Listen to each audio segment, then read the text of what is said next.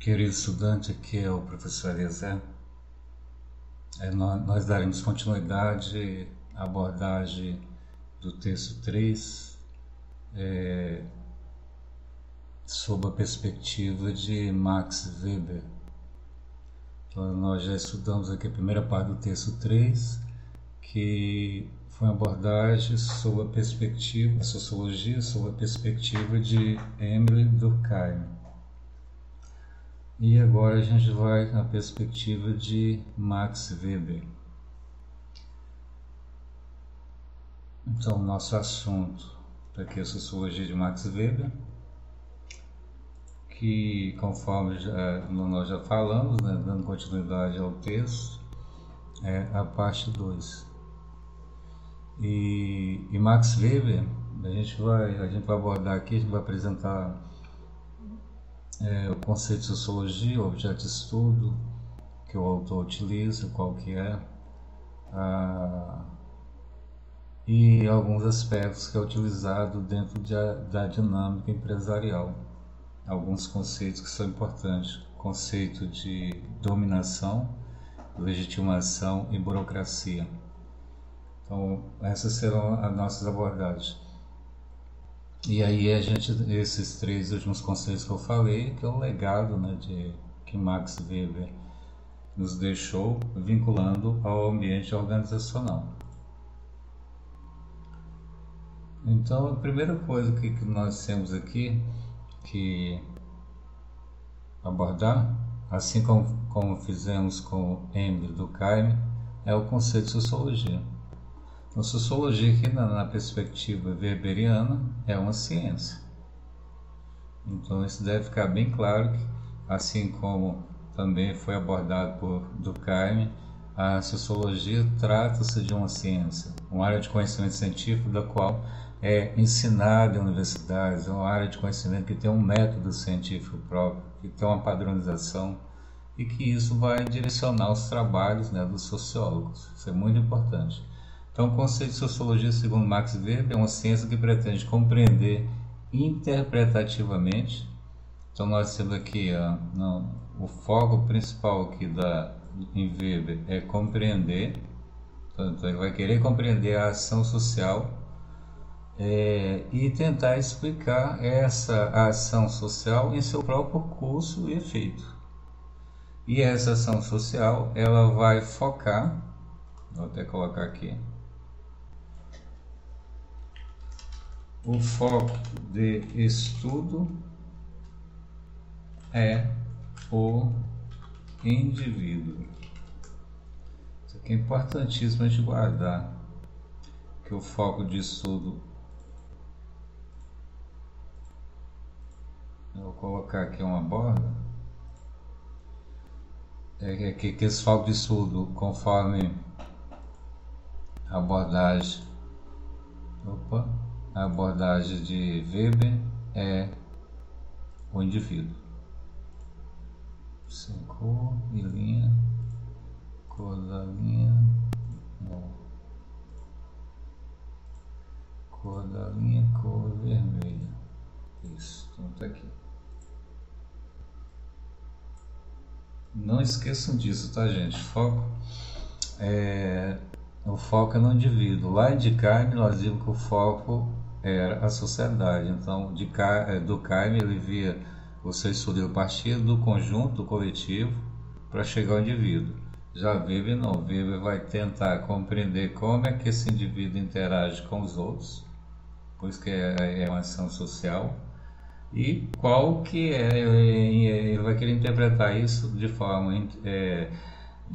que possa entender o significado subjetivo atribuído pelo indivíduo no curso da ação social.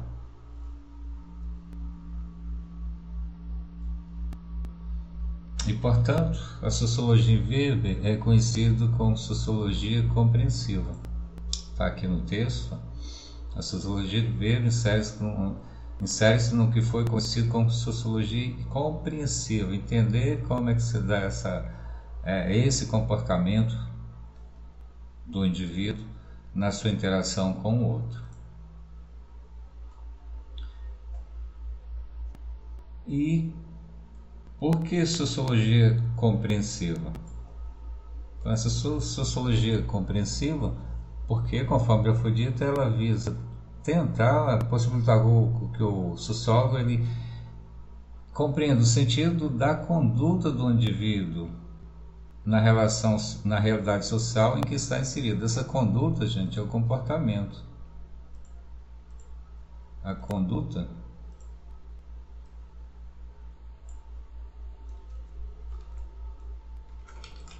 comportamento. Engraçado, por que não está saindo aqui a cor? Vai sair com cor. Conduta, comportamento. E realidade social trata-se do conjunto de ações produzidas pelos seus agentes que são direcionadas a outrem. Então, o que eu tenho aqui nesse contexto? Eu tenho uma relação indivíduo mais indivíduo. Então, esse conjunto de ações produzidas pelos agentes, então, eu tenho aqui dois, então eu tenho o agente e outra pessoa, então por isso é que permite se criar, né, a ação social, porque ela é coletiva, e isso dentro de uma realidade de onde está inserido o indivíduo, no caso aqui como é a ação social, os indivíduos ou agentes, na perspectiva de Max Weber. E qual que é a contribuição, então, do estudo de Max Weber para a administração? Então, logo no início eu falei, aqui a gente vai retificar, que entre os três pensadores clássicos da sociologia, que é Emile Durkheim, Max Weber e Karl Marx, é Weber que vai deixar um legado assim, na dinâmica empresarial, porque a gente vai trabalhar o conceito de burocracia, legitimação e dominância. Então isso aqui é a contribuição de Weber em relação à área de conhecimento que é a administração. Qual que é o objeto de estudo então em Weber? É a ação social.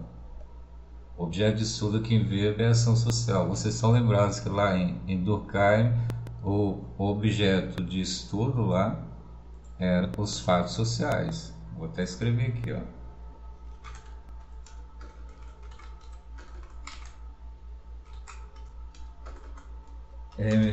Durkheim, fatos sociais.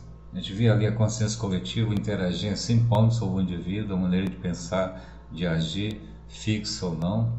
Então, que tinham as características lá da exterioridade, coercitividade, generalidade, se impôs sobre o indivíduo.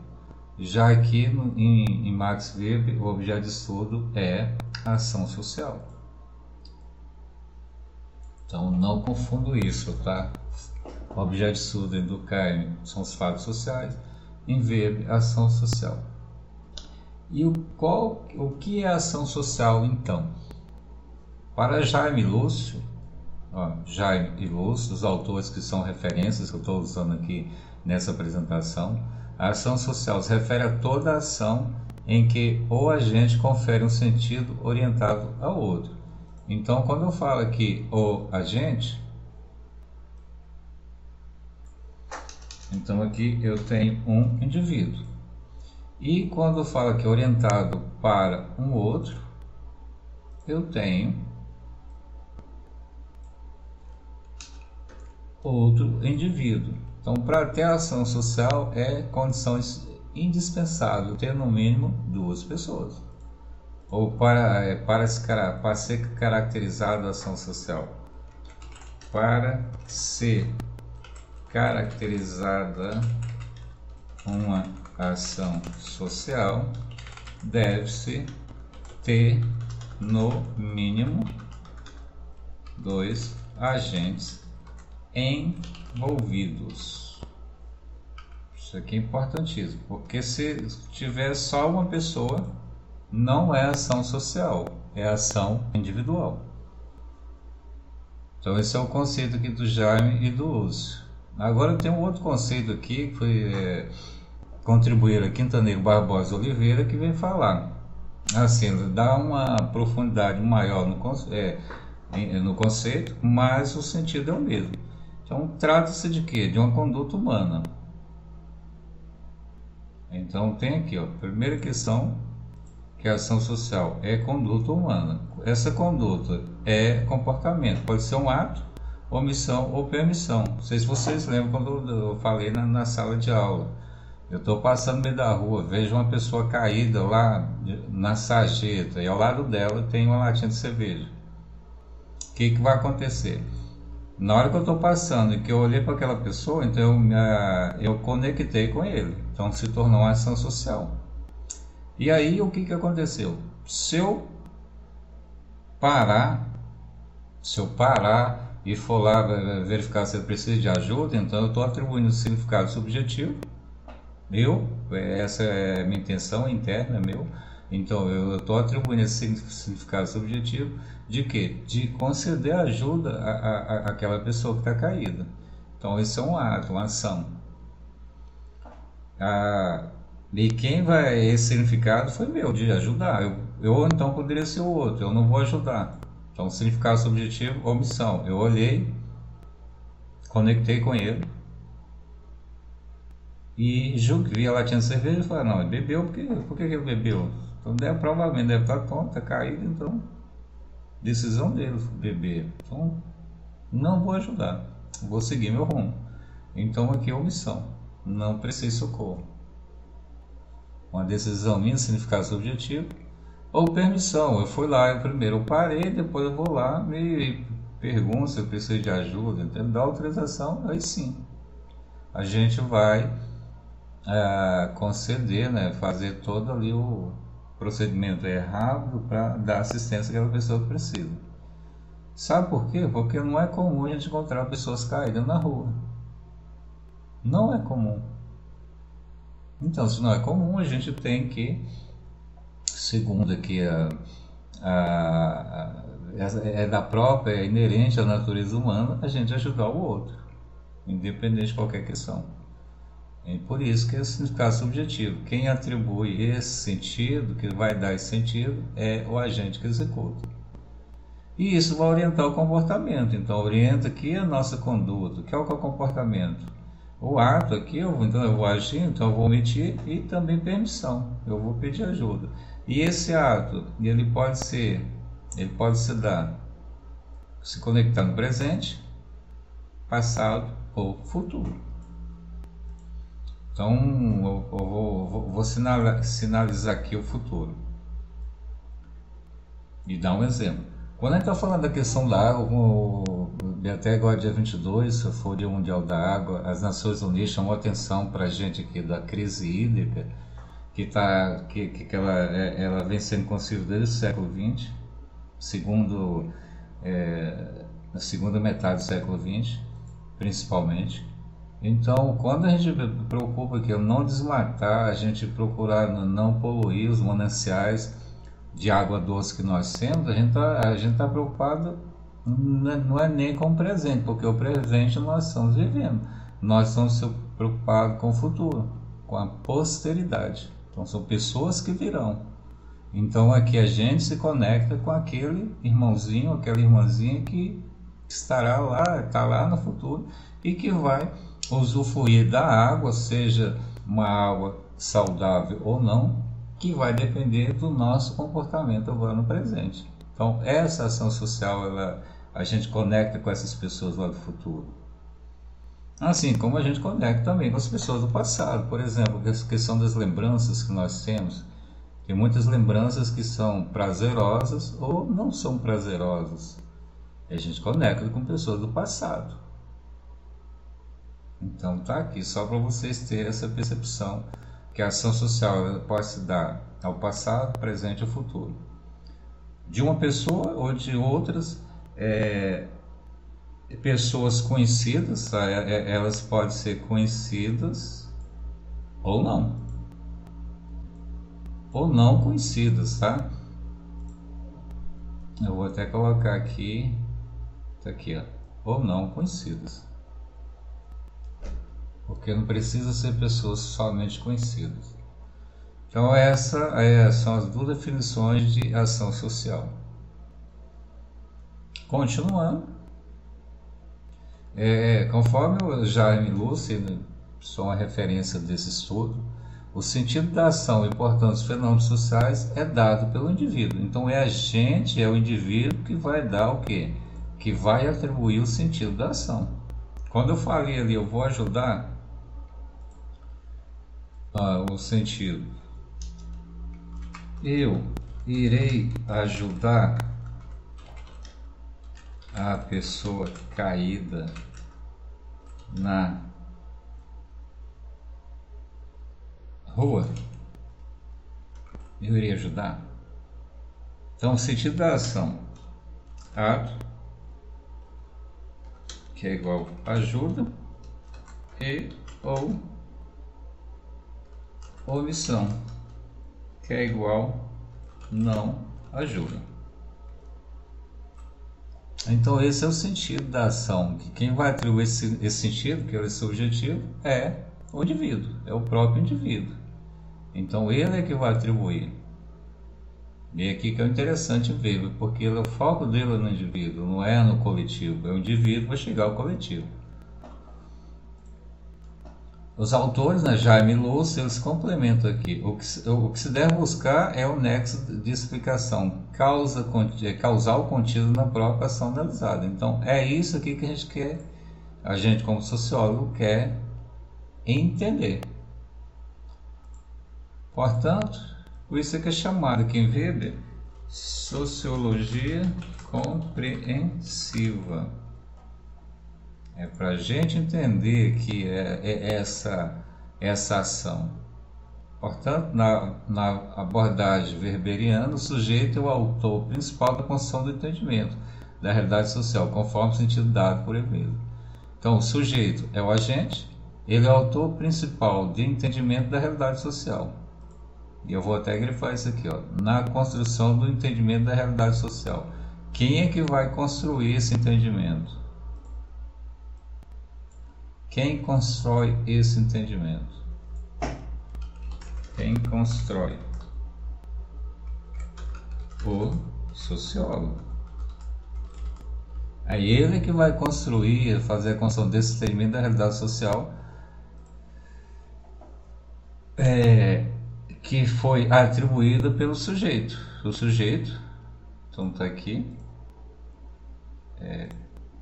o sujeito que dá o sentido. E quem vai conhecer isso, quem vai tentar conhecer e compreender isso, é o sociólogo. Como é que ele faz? Aí ele vai ter uma metodologia, é o como fazer. Esse como fazer, Weber ele vai chamar aqui de tipo puro ou ideal. Então isso aqui, gente, traduzindo, tá? É um modelo abstrato. Quer dizer, a metodologia é um critério que o sociólogo vai utilizar, isso é abstrato, para entender aquele comportamento que o agente fez na sua ação social. Por exemplo, por que eu não ajudei a pessoa? Então, por que eu ajudei? Então, tudo isso é uma metodologia, um modelo abstrato que a gente pode tentar compreender a ação social. E não ficar no senso comum, eu acho que é isso, e aqui não tem nada, eu acho. Então esse modelo é o critério que a gente vai utilizar para estudar. E aí então o que é o conceito de tipo puro ou ideal? De acordo com Jaime e Lúcio,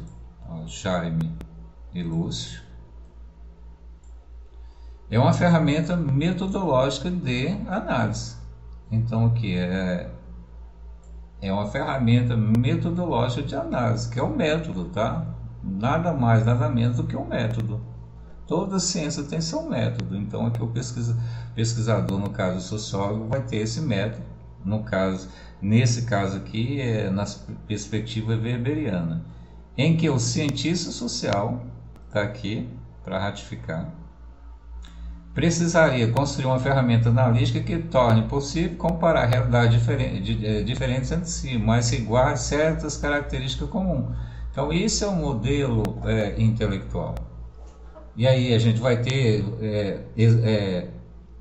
características desse modelo, e com base em cada modelo, o sociólogo ele pode entender como é que se deu determinada ação social no dia a dia em sociedade.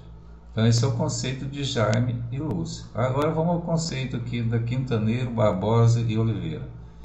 Entende-se por tipo puros ou ideais um modelo intelectual utilizado nos estudos sociológicos, então aqui pelo sociólogo, cuja função aí vem aqui a função, possibilitar o pesquisador captar intelectualmente, já que é um modelo padrão que ele vai utilizar, as conexões de sentido racionais, essas conexões de sentido racionais que está na ação social desenvolvida pelos agentes. Então isso aqui intelectualmente, quem vai fazer isso? É o sociólogo. Entender o quê?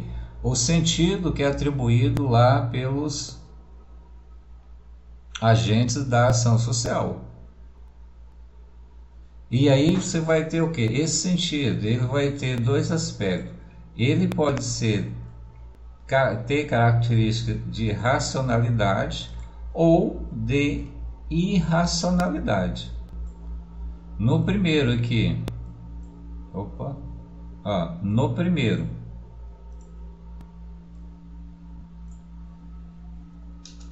ênfase na razão. Então, vai ter aqui a razão. Já o segundo, a irracionalidade,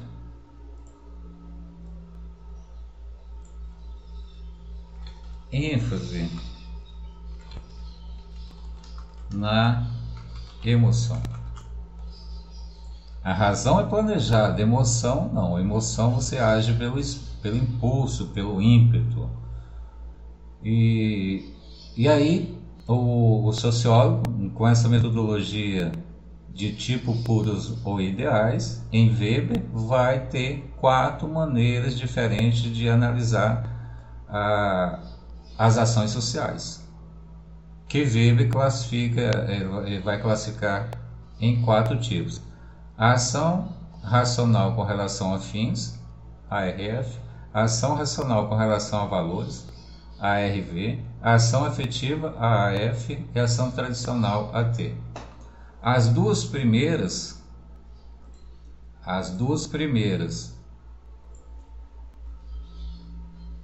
são racionais, são planejadas. As duas últimas é o oposto, já que é baseado na emoção. Não são racionais, não são planejadas. Então, essas duas últimas ações aqui, que é a afetiva e a tradicional, tem esses dois aspectos. Agora a gente vai ver as características dessas 4 ações, segundo Weber. Características das ações sociais. Ação social com relação a fins. Fins, gente, fins está relacionada com... tá aqui, eu escrevi. Está relacionada com o resultado. Então, a ação social racional com relação ao fim é resultado. O agente ele visa o resultado somente. Alcançou essa ação, ponto final, acabou. Vou buscar uma nova, mas essa aqui acabou, estou satisfeito. Ela é calculada e direcionada a um objetivo. O objetivo qual que é? A meta. Vou escrever aqui, o objetivo é a meta. Meta a ser alcançada. Alcancei essa meta, acabou, estou satisfeito, feliz, contente. Agora eu vou pensar em novas metas, mas essa aqui já acabou. E qual que é a atitude do agente? Então nós temos aqui a atitude do agente. Olha esse bonequinho aqui. Olha o bonequinho. Então ele tem aqui 5 atitudes. Primeiro o objetivo, ele vai definir o objetivo, o que ele quer. ao executar aquela ação? Para executar a ação, ele tem que pensar. E nesse pensar, ele vai calcular a forma de como alcançar o objetivo. Para calcular, ele vai estipular os meios. O que vai ser necessário ele utilizar para que ele possa realizar esse cálculo e chegar ao objetivo. E nesse meio, ele vai agir. Então, ele estabelece o objetivo, é o ideal. E aí ele vai pensar isso, vai fazer cálculos, vai definir os meios que ele vai utilizar para então ele age. Então isso aqui eu posso até colocar, isso aqui é 1,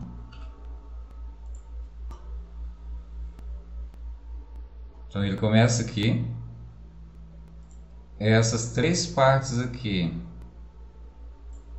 é o 2. Então esse aqui 2. Depois eu tenho a última parte, que é o 3, que ele vai agir, que é o 3. Então 1 faço é o objetivo, 2 eu vou realizar esses 3 procedimentos, 3 eu vou agir. Do 3 para eu agir, aí sim eu alcanço, depois que eu vou agir, 4. Alcance da meta, que é 1, a gente volta lá no 1. Então depois que ele age, aí ele tem alcance da meta, que a gente vai voltar aqui para 1, que é o objetivo. Então quando o agente executa essa ação com relação racional com relação a fins, ele faz todo esse procedimento, finalizando, dizendo que alcançar a meta. Alcançou a meta, estou contente, vou embora. Exemplos aqui. O Lúcio e Jaime Lúcio, eles definiram, a gente até abordou em aula aqui, que é o profissional de marketing. Então, o profissional de marketing, o que ele vai fazer? Ele vai traçar estratégia para alcançar o consumidor. Como é que ele vai definir essa estratégia? Então, ele vai apresentar o produto ou serviço. E como é que ele apresenta o produto ou serviço para chegar ao consumidor? O consumidor tenha conhecimento do produto ou serviço, que fique contente, que fica satisfeito, encantado e que ele possa se tornar fiel àquela marca ou produto. Então, quem vai definir isso é o profissional de marketing. E qual que é a conduta que tem aqui? É a conduta social, porque envolve pessoas, é mercadológico, porque a gente tem aqui a inserção de um produto no mercado, e é econômico, porque esse produto, depois que é adquirido pelo consumidor, ele gera aquilo, vai gerar um valor. Então isso aí entra no aspecto econômico, ou da economia, né, que a gente tem a produção, circulação, distribuição de produtos, produtos ou serviços. Então aqui a conduta e o comportamento envolveu o que é social, porque envolve mais de uma pessoa. Por exemplo, aqui envolveu o profissional de marketing, o consumidor, tem o pessoal lá do operacional que desenvolveu o produto. Então esse é o comportamento que teve nessa ação social, é um exemplo. Deixa eu diminuir aqui o zoom. Depois eu tenho aqui outro exemplo de ação social com relação a fins, a pesquisa científica, o TCC, que visa o que? Tanto o pesquisador como o estudante de TCC, ele quer o resultado, é ser aprovado ou concluir a pesquisa. Então a conduta científica, porque segue aí os rigores da ciência, social, porque envolve várias pessoas, o pesquisador, as pessoas que participam da pesquisa, os professores orientadores. Então envolve várias pessoas, os financiadores. O movimento das donas de casa e consumidores de Minas Gerais é um movimento aqui que surgiu durante a alta da inflação lá nos anos 90. E aí se definir, né, criar as donas de casa nos bairros lá em Belo Horizonte com a lista de produtos e pesquisava quais os produtos mais baixos que tinham naquele bairro. Depois, com as várias listas, elaborava uma lista e distribuía para as donas de casa, para comprar o produto com menor preço. Então aqui era uma conduta social, porque envolvia várias pessoas, e econômica, porque nós tínhamos ali a questão de preço, chegar ao preço mínimo de cada produto. Então, é uma ação aqui social com relação a fins. Então, aqui são alguns exemplos de conduta, de ação social, a ação racional com relação a fins. Eu falo ação social racional porque a ação ela vai se tornar social, mas é a mesma coisa, tá, gente? Agora, a ação racional com relação a valores. Essa aqui tem uma diferença. É o processo, nem sempre eu quero o resultado. Existe uma causa, tá? Uma causa que vai mover a ação social. Tá até aqui embaixo aqui, que eu vou grifar. O valor que inspira a ação. Existe uma causa que move a ação. Então, ela é processo. Processo significa que é algo dinâmico, que ele não tem um fim. Igual lá no TCC, que alcança o resultado, acabou. Aqui não se acaba. Ela é calculada, inserida no cenário cultural, mas é pensada, tá? Para a gente não confundir com a ação tradicional. Ela é pensada. E é guiada a certos valores que inspira a conduta, né? A conduta do agente. Então, é o valor que vai inspirar a ação social. E aqui nós temos aqui o Jaime e Lúcia, eles apresentaram um exemplo aqui. Esse primeiro exemplo, que é do piloto kamikaze, lá durante a Segunda Guerra Mundial, que era aquele piloto que entrava no avião e depois ele chocava com os navios inimigos. Então ele era um suicida. Mas aqui existia uma causa que movia essa ação social. Era planejada, ela era baseada na questão de honra, na questão aqui do valor, né, para a sociedade japonesa. Então ela era racional e planejada. O movimento dos trabalhadores sem tetos, tá? Esse movimento também trabalha com o quê?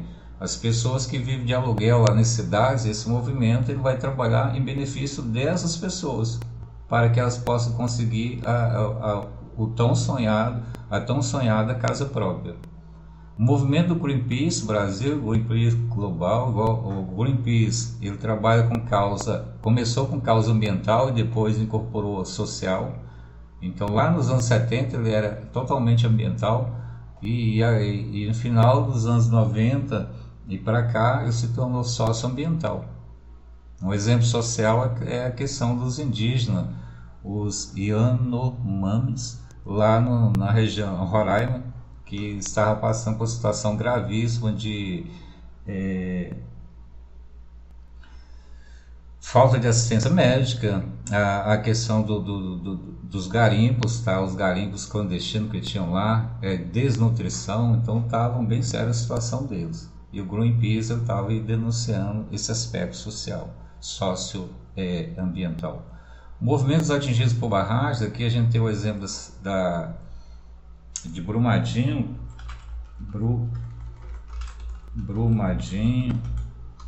lá em Mariana, da Samarco. Então nós temos aqui pessoas atingidas por barragens, que sofreram os impactos disso, e tem bastante aqui em Minas Gerais. Movimento LGBTQI+, também que é um movimento social, que são as pessoas que são discriminadas socialmente aqui no Brasil. Falei para vocês na aula passada, lá em Uganda, lá que a Assembleia de Uganda aprovou uma lei anti-LGBTQI+, da qual tem-se pena de prisão perpétua ou a sentença de morte. Então, aqui no Brasil, esse movimento trabalha para defender essas pessoas que são excluídas, são mal vistas socialmente, com base na orientação sexual. Eu já falei para vocês, não é orientação sexual que vai falar que eu sou mais homem ou que eu sou mais mulher. O que vai dizer que eu sou mais homem ou que eu sou mais mulher é essa questão de valores. A minha questão de integridade, é isso sim, que eu vou ser um cidadão que respeita aqui as normas da sociedade, os deveres, lá eu exercito lá os meus direitos. Então é isso que é o cidadão, não é a orientação sexual. Ele não vai ser menos homens ou menos mulher porque tem orientação sexual que não é aquela biológica que foi traçada. O Diretório Acadêmico na FAS, que vai defender os direitos dos estudantes. Então, são exemplos de ação social, ação racional com relação ao valor. Então a conduta é socioambiental, conduta socioeconômica, política, jurídica. Então eu tenho aqui vários tipos de condutas que perpassam esses exemplos que a gente colocou. Agora a ação afetiva. A ação afetiva não há mediação da razão, tanto afetiva como a tradicional. Ela não é calculada, não é planejada, deriva do humor ou estado momentâneo do agente, tá? É emoção. Humor, estado momentâneo, isso aqui é emoção. O gatilho acionado é acionado por meio externo, tá? Não é interno na pessoa, é externo. Aí, exemplo, nós temos aqui, o Jaime Lúcio falou, apresentou aqui o grito de gol dado com o torcedor quando o jogador faz o gol, conduta por emoção. Nós temos aqui nessa outra, o desejo de saudade de alguma celebridade, a conduta é por admiração. Depois o namorado que controla o ciclo de amizade da namorada, a conduta é por medo ou por ciúme. Aqui nós temos a insegurança.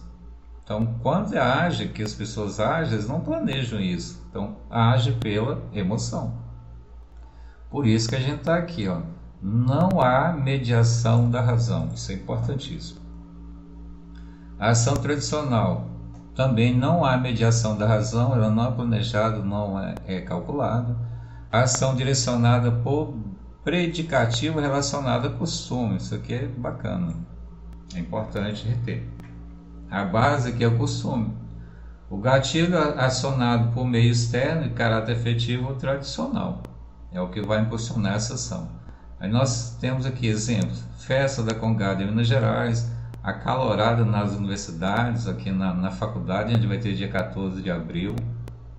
Festa da Cavalhada lá em Goiás, é uma festa bem tradicional, lá origem dos portugueses. A cerimônia de 15 anos de um adolescente. Então todos aqui são exemplos de ação tradicional e que tem como base o costume ou hábito. Então aqui nós terminamos essas 4 partes, 4 classificações de ação social, que são os tipos puros ou ideais em Weber. E agora a gente vai, no 5, a gente vai falar da questão da legitimação e dominância. E isso voltado para a área da administração. Conforme Jaime Lúcio, na teoria weberiana de ação e relação social, as ações são compreendidas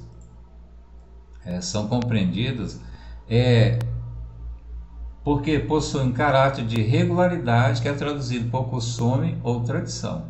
Então essa ação ou relação social, se ela tem um caráter de regularidade, a gente vai traduzir isso por algo que é de costume ou da tradição.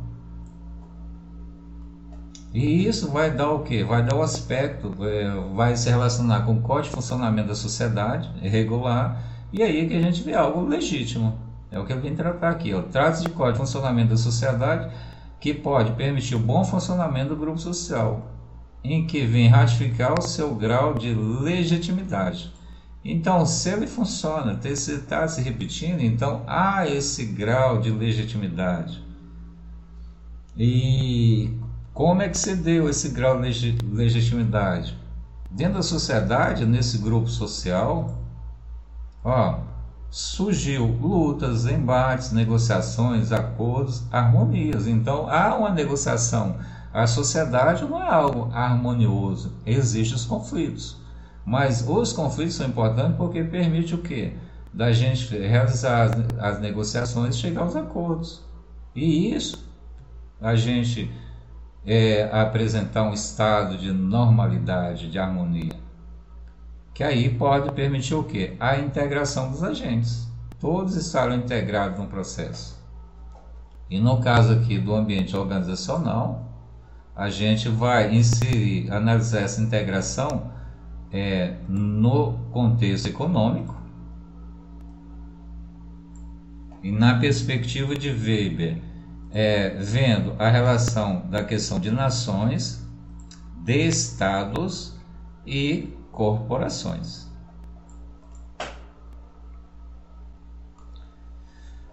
E, sob o ponto de vista econômico, Weber buscou compreender como é que se dá a legitimidade e dominação no ambiente organizacional. Então, baseado aqui, se a gente for ver aqui, por exemplo, uma greve, tem uma insatisfação dentro do ambiente organizacional, então há uma insatisfação, vai haver luta, que as pessoas vão entrar em greve, dessa greve vai ter ali os embates, depois vem as negociações, vem os acordos, vai vir os acordos, tá? Os acordos, e daí ambas as partes participantes serão atendidas e voltam ao estado de normalidade. Isso dentro do ambiente organizacional. E repetindo uma situação dessa, então dá-se o que? Estabelece códigos de funcionamento. Se isso é regular, então vê a questão de legitimidade e dominação. Mas o que é dominação? Então ele apresenta aqui o conceito. Jaime Lúcio vai falar: quando as ordens emanadas encontram probabilidade de ser obedecida, que sejam efetivamente cumpridas. Então, se a gente tem dentro do ambiente organizacional, a gente tem algumas regras. Essas regras, elas pressupõem que os colaboradores irão segui-las. Quando foram criadas regras, pressupõe que aquele grupo social que está dentro daquela micro-sociedade que é uma empresa, as pessoas irão seguir. Então, esse aspecto relaciona-se com a legitimidade e dominação. E aí existem 3 formas, segundo Weber, de legitimidade ou declaração de legitimidade do Estado, que a gente vai saber agora. A dominação racional legal, a dominação tradicional e a dominação carismática. Vamos ver a primeira. A dominação racional legal, ela é baseada na crença da estrutura legal que orienta a ordem social. Uma característica dessa tipo de dominação é a impessoalidade, a existência da impessoalidade do agente, tá? No caso aqui eu vou até colocar do agente. O que quer dizer isso aqui? O agente não age por ele mesmo, mas ele vai agir em relação à função, tá? Então eu tenho aqui os exemplos: um senador, um prefeito, auditor fiscal. Então ele age em função do cargo, tá? Então, eu vou até mudar isso aqui, age em pessoalidade do cargo que é ocupado. Então o senador, a gente vê que o presidente da República, o que vai ter? O presidente da República é um cargo. Então é impessoal em relação à pessoa do presidente. Então quando eu ajo, eu estou na presidência da República, então eu vou agir em função do cargo, não e agir em função do meu eu interno. O prefeito é a mesma coisa, o auditor fiscal também. Então isso aqui é um exemplo de racional legal. E a gente vê os exemplos aqui das eleições, ou seja, a gente poderia colocar as eleições. Já a dominação tradicional, existe aqui, aqui a gente já tem a questão da... Não há a impessoalidade, não há impessoalidade do cargo. Fundamentos numa certa sacralidade das tradições, assim como na legitimidade daqueles que são colocados pela tradição no lugar da autoridade para exercê-lo. Então eu tenho aqui pessoalidade do cargo, tá? As pessoas irão agir em nome dela mesma. Eu tenho aqui um exemplo aqui, eu tenho um professor na relação professor-aluno, tenho um sacerdote na relação sacerdote ou fiel. Aqui os pais na relação do pais com os filhos, eles vão assumir em função da sua pessoa. Então eles agem em função da pessoa, nesse modelo aqui de dominância tradicional. E tem a carismática, que é fundamentada na força interna das pessoas. Essa força interna das pessoas nós chamamos de carisma, tá? Carisma, que assume uma aura, tá? A aura, se a gente vê aqui A aura a gente não vê, tá? Mas as pessoas têm, que é seria mais ou menos como se fosse uma coroa, só para vocês imaginarem aqui, né? Aquelas retratos dos santos que a Igreja Católica coloca, em cima da cabeça existe tipo um círculo, aquilo ali representa uma aura. Então aí nós temos aqui, né, nessa questão carismática, é como se as pessoas tivessem esse senso de sagrado, de salvador da pátria. A gente vê muito isso em questão política, que não é só do Brasil, tem demais isso, que as pessoas que incorporou esse aspecto de carisma, tá? E como se fosse o salvador da pátria. Isso é muito perigoso, tá? Se for, dependendo do contexto, ele é muito perigoso. Uns exemplos que nós temos aqui, Gandhi lá na Índia, que fez uma revolução sem pegar em armas. Antônio Conselheiro aqui no final do século XIX, lá na Bahia, da qual ele foi banido, né, exterminado lá pelo Império. O general Charles de Gaulle, lá da França. Então nós vimos aqui, são pessoas que tinham esse carisma. E poder colocar Getúlio Vargas também aqui. São pessoas que tinham carisma, com um sentido de sagrado, de heróico, e da qual ele transitava pela sociedade. Aqui também a gente vê um caráter de personalidade no cargo. E agora ele vai falar da burocracia como forma de dominação. A burocracia, vou terminar aqui o vídeo, a burocracia, o vocábulo significa, vem de dois radicais, um francês e outro grego, borô, do francês, que significa escrivania, ou então escritório, e kratos, em grego, radical grego, significa poder. Então seria o poder do escritório, assim, uma tradução livre. E a burocracia ela foi inserida no ambiente organizacional por Max Weber. Não foi ele o criador desse conceito, foi o francês, mas ele é que introduziu. Até o Jaime, o Jaime Lúcio, ele até abordou que fala do conceito, da introdução do conceito. Deixa eu pegar para cá. Foi Jacques-Claude Marie Vincent, ele é quem é o senhor de Gonnet, ele é quem introduziu o conceito de burocracia, e Weber aproveitou ou adaptou esse conceito no ambiente organizacional. Então é por meio de Weber que burocracia é utilizada no meio organizacional, que o sociólogo considerou uma teoria sobre a burocracia como forma de dominação legal. Dominação é aquilo, são normas, essas regras pressupõem que serão cumpridas dentro do ambiente organizacional para o bom funcionamento, que é o código, não sei se vocês estão lembrados, que seria o bom funcionamento da sociedade, no caso da empresa. Quais são as principais características da burocracia? Primeiro, caráter legal das normas e regulamentos. Então as normas não são mais tradicional, mas são escritas e são definidas dentro do ambiente organizacional. Caráter formal das comunicações. As comunicações agora, esse caráter formal é que eu vou mandar aqui fazer algumas comunicações, então a gente vai usar o que? A gente vai usar alguns documentos escritos, não é mais a oralidade. Então vai ver que documentos. Divisão racional do trabalho. Então aqui as tarefas, os cargos, eles são estabelecidos de forma racional. Então as pessoas irão executar ali dentro do seu cargo as tarefas de acordo com o que foi previsto, ali o pessoal da gestão de pessoas previu para aquela função. E aí exige o que? A head skills, são o conhecimento técnico, e também vai exigir também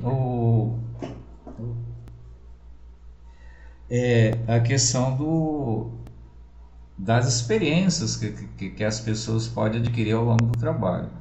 Impessoalidade das relações, então aqui dentro da empresa não vai haver aquela questão por exemplo, se chega o patrão e ele não vai se apresentar como o patrão, ele vai ter uma função dentro da empresa. Mesmo ele sendo um dono, mas ele vai ter uma função, então vai haver uma impessoalidade em relação àquelas funções que são desempenhadas dentro da empresa. As regras são claras para orientar as relações pessoais, então haverá regras definidas em termos de comportamentos dentro do ambiente organizacional. A hierarquia da autoridade, então lá naquele início precisou de fazer, definir lá dentro do mapa funcional, a estrutura funcional da empresa. Então se precisou estabelecer as funções e a hierarquia entre elas. Rotinas e procedimentos padronizados, também aqui a gente vai ter uma certa organização, a gente vê a influência aqui de Taylor nesse processo. A competência técnica, a hard skill, e meritocracia. Então as pessoas, se forem promovidas, então vai basear aqui na competência técnica, ele sabe também meritocracia, quer dizer que ele tem que merecer, e merecer demonstrando isso com base no conhecimento que ele teve, os cursos que ele teve, não simplesmente pela indicação, mas sim pela a questão do saber fazer. Separação entre administração e propriedade.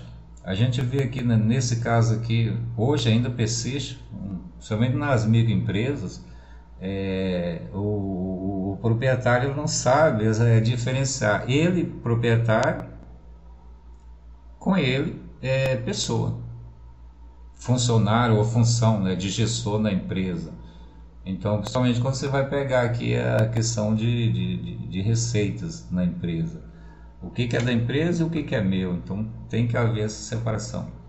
Profissionalização dos participantes. Então todas as pessoas devem ser capacitadas. A gente pressupõe isso, que são capacitadas para exercer aquele cargo. Previsibilidade dos comportamentos. Isso aqui é muito criticado, tá? É muito criticado na questão de Weber. Porque quando a gente fala no ambiente organizacional, a gente está tratando como pessoas. Pessoas são imprevisíveis. Então, a gente não somos previsíveis. Então, isso aqui, a previsibilidade dos comportamentos, isso é muito criticado. Não tem como a gente prever, faça isso que vai acontecer aquilo. Não tem como. Então aqui há críticas, sabe, dentro dessas características de burocracia, mas é importante a gente lembrar. A empresa está começando a se constituir, se organizar. Isso a gente vê aqui a importância lá desde Taylor, quando começou a formalizar, organizar esse processo das empresas, e essa burocracia, quando ela chegou, isso foi importante para a organização. Hoje não, hoje esse processo ele trava o bom andamento, né, das empresas, mas lá no seu início foi importante, e isso a gente tem que considerar. Bom, aqui nós terminamos, tá? Essas são as duas referências básicas que eu utilizei. A principal referência foi a do Jaime e do Lúcio, Sociologia das Organizações. Aqui era para ter negritado. E da Quintaneiro Barbosa Oliveira, um tal de clássico, quando eu fiz aqui, peguei algumas questões de tipos ideais ou puros e o conceito de sociologia. Então a gente usou essa referência. Então agradeço a vocês, tenham bons estudos, qualquer dúvida que vocês possam deixar as perguntas aqui ou então fazer em sala de aula. Gratidão, gratidão, gratidão.